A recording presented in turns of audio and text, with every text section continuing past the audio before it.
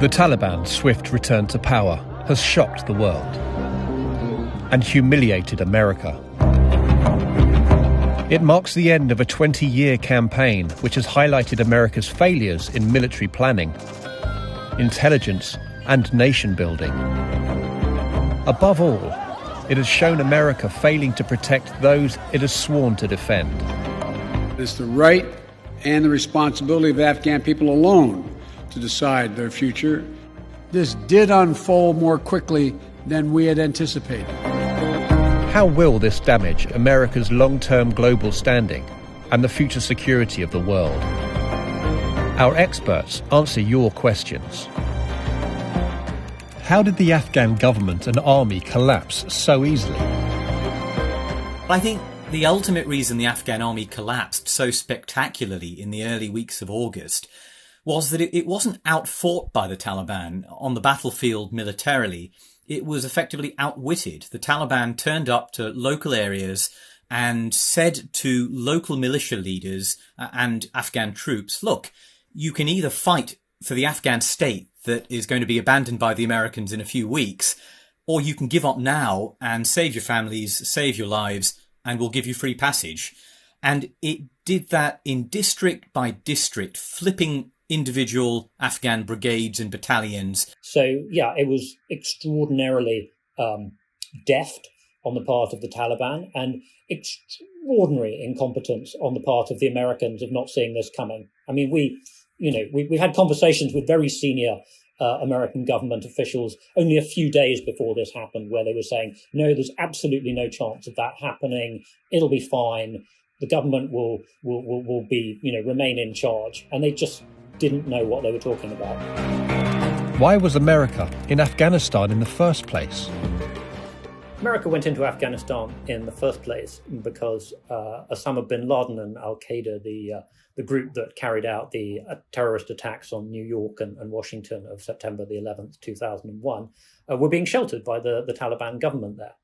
And they went in to drive Al-Qaeda out of Afghanistan, and in the process they overthrew the Afghan government. And that happened incredibly quickly, and then they weren't quite sure what to do next. And that was when the mission creep came in. How do you get out? How do you establish a non-terrible or less terrible government in Afghanistan that won't harbour terrorists again? And that turned out to be extremely difficult. It was very easy to overthrow the Taliban, but it was extremely hard to turn Afghanistan into a democracy of any kind, let alone a well-run one. And they've spent 20 years trying to figure out how to do that with, as we can see now, very little success. Why was America unable to create a functioning government in Afghanistan? America struggled to create a functioning government in Afghanistan for lots of reasons. One of those reasons, I think, is that what happened very early on in the invasion in the early 2000s was that it created a highly centralized Afghan state. Lots of power was vested in Kabul. It essentially disenfranchised lots of power brokers in Afghanistan, who for decades had enormous amounts of power. Communities in the north of Afghanistan, on the fringes near key border towns. And the power of tribe was very, very important here. Tribes that had long held key border crossings that were very important felt disenfranchised by a central government that had accumulated power for itself. That's one reason I think the Taliban was able to flip so many of these areas so quickly in the last month or so.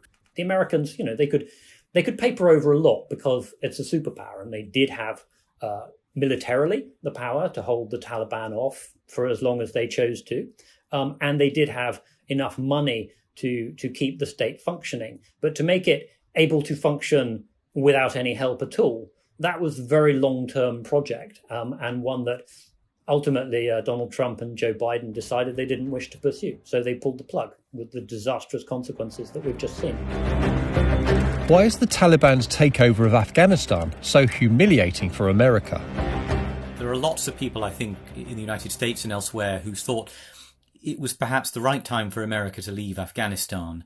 But the manner in which it was done, the haste with which it was conducted, the betrayal of lots of Afghan allies, the sense that America was fixated and entirely focused on evacuating its nationals rather than helping those who had fought alongside it for 20 years, that said something very damaging about America's character and America's policy. There was a point where you could have said that a sort of slapdash America first foreign policy was just a temporary blip because Donald Trump was in charge. But this was taking place under a democratic president who prided himself on his foreign policy knowledge. And he turned out to be no better in this case than his predecessor, possibly worse.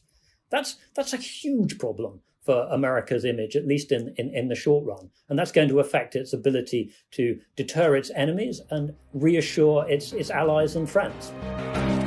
What type of government will the Taliban form, and how will they govern? The Taliban say they want an open, inclusive Islamic government. I suspect the emphasis will be on the third of those and not very much on the first two of those. They want to keep the international community on side. They want to present a different image to the world of a less brutal, harsh force, one that they say has reformed. And I think they want to keep the aid flowing. They want to ensure that they don't provoke a backlash to their rule straight away. So they've made all the right noises. But I think it's worth being very clear-eyed about this. In areas that were under their control in the past, and this is well documented by organisations like Human Rights Watch, the NGO, girls' education was extremely limited, and we saw lots of the same curbs on art, on media, on music, on free expression, on religious freedom, on personal liberties that we did under their previous emirate or previous government in the 1990s. But I don't think that the fundamental ideological cast of the movement has changed very much at all. Even just very recently in the areas that they've taken over, we have seen them going into workplaces, telling women, you must go home, never come back again, and why don't you get your male relatives to come and take your jobs? They've been knocking on people's doors and saying, if there are any single women in this household, they must come out now, and they say, marry a Taliban fighter. That's how they see that. That is what they consider to be justice. That's what they consider to be the appropriate way of running a society. And it's possible that they may moderate that slightly in the cities, but it's pretty clear what direction the country is going in. The question is how far it moves in that direction. And I think the scenes of people risking their lives to try to get out suggests what Afghans think is going to happen. Is Biden to blame for this failure in Afghanistan? Joe Biden deserves responsibility for the manner of withdrawal and, of course, the decision to pull America completely out today. There's no doubt about that. He himself said in his press conference he didn't want to hand this responsibility on to a fifth American president. But I think it's also worth knowing that lots of presidents have contributed to this mess, not just Biden in sort of delivering the final decision.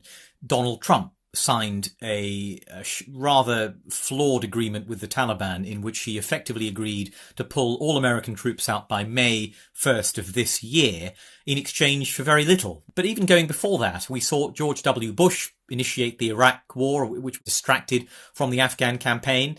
And we saw Barack Obama, who also had a rather substantial surge of American forces in 2010 or so, which also failed. So in some ways, every American president has tried their hand at this problem. They've all made various mistakes. But of course, it is Joe Biden who will be associated with the final withdrawal and the chaos that accompanied it. How will the Taliban's takeover of Afghanistan affect the world? What I think we're likely to see now, and we've seen hints of in the chaos at Kabul airport, is Afghans desperate to leave the country. There's going to be substantial refugee flows already internally away from provincial towns towards Kabul. Kabul is full of refugees, and out of Afghanistan towards neighbouring areas, Iran, Central Asia, Pakistan. That will have serious consequences to those countries, which may not be in great shape to take more Afghan refugees. but I think it will also affect Europe. So, apart from the risk of a resurgent Al-Qaeda, resurgent militancy, the ideological effects of all of that, I think refugees are going to be perhaps one of the most important legacies of the military events that we've seen in the past few days.